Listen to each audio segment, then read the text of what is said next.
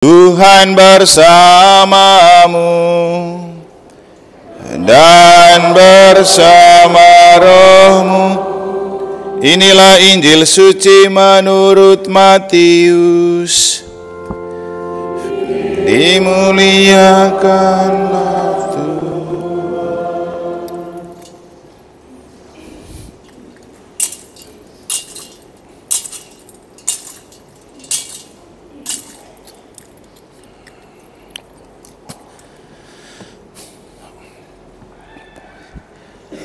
Sesudah Yesus bangkit dari antara orang mati, ke-11 murid berangkat ke Galilea menuju bukit yang telah ditunjukkan Yesus kepada mereka.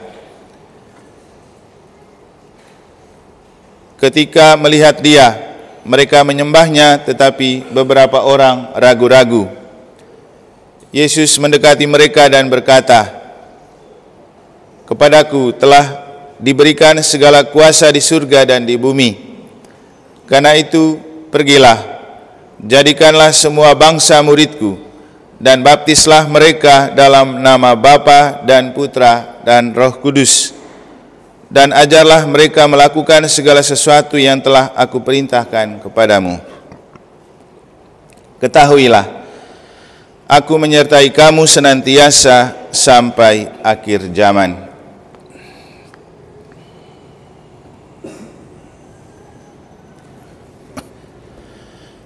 Demikianlah sabda Tuhan.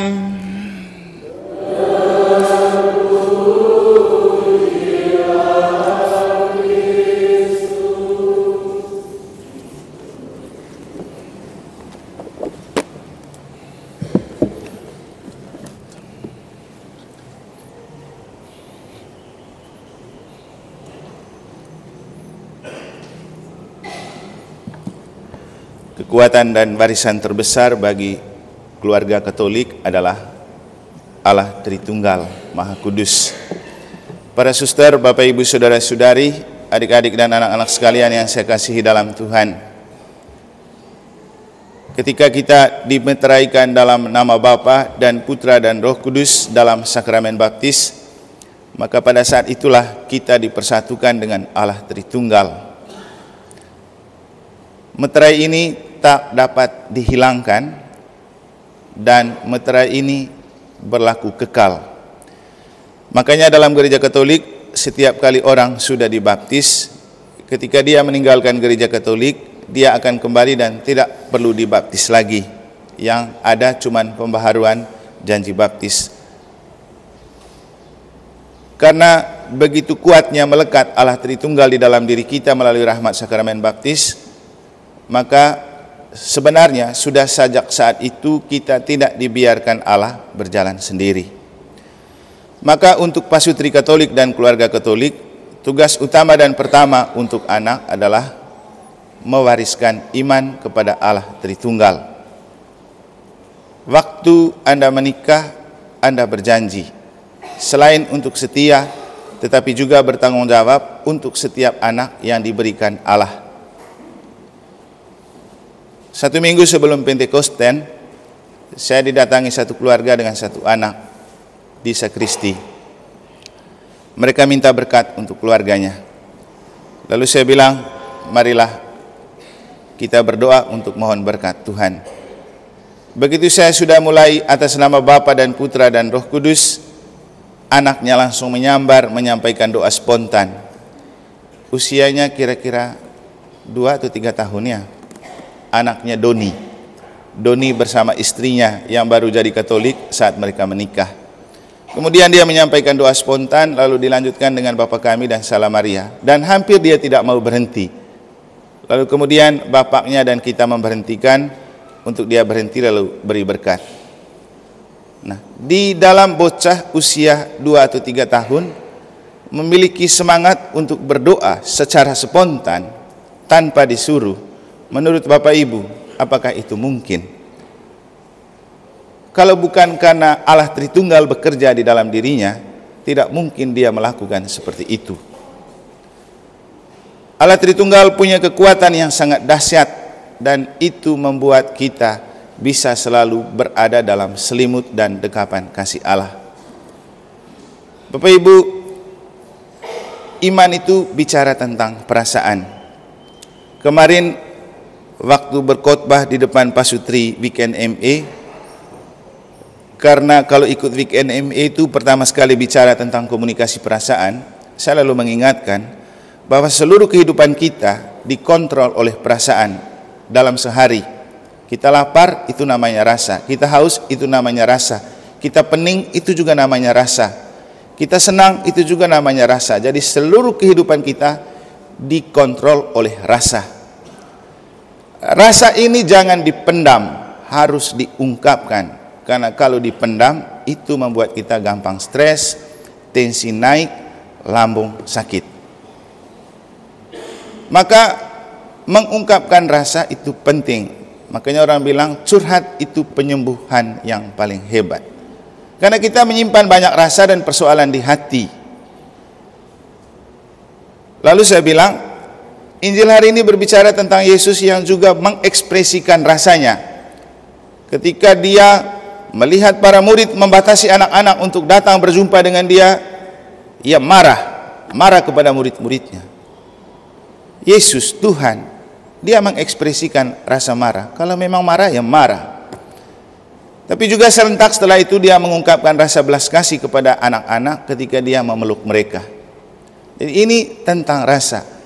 Iman kepada Allah Tritunggal juga sebuah perasaan.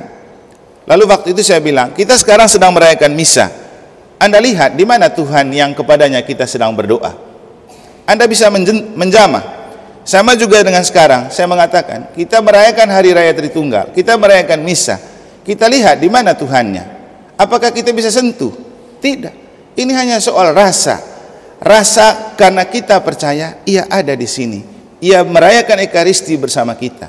Tapi kita sendiri tidak bisa melihat. Jadi iman itu juga soal rasa. Rasa terpaut dan bergantung pada Allah. Rasa untuk membiarkan Allah itu bekerja di dalam diri kita. Maka jangan pernah jadi orang Katolik yang mati rasa.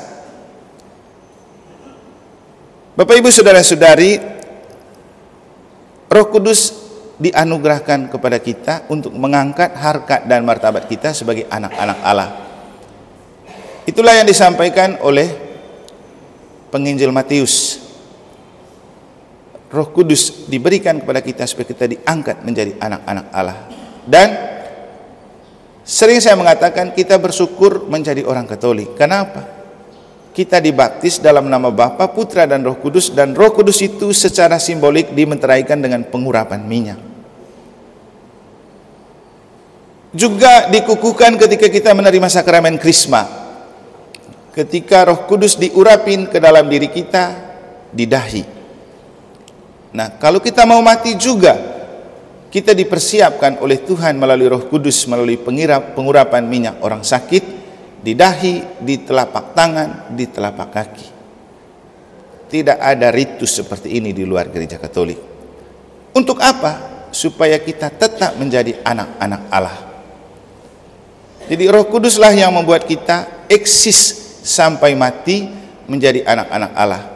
Efek positif dari keberadaan kita sebagai anak Allah, kita tidak perlu takut mati.